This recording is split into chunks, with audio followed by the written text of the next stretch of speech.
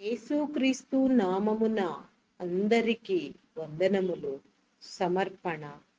న్యాయాధిపతులు 11:29. ప్రార్థన. ఈ దిన కార్యమంతటిని దీవించుము.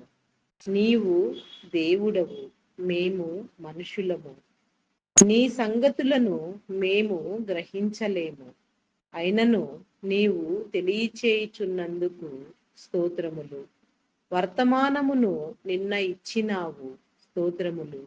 ఈవేళ ఇవ్వనయ్యున్నావు, స్తోత్రములు.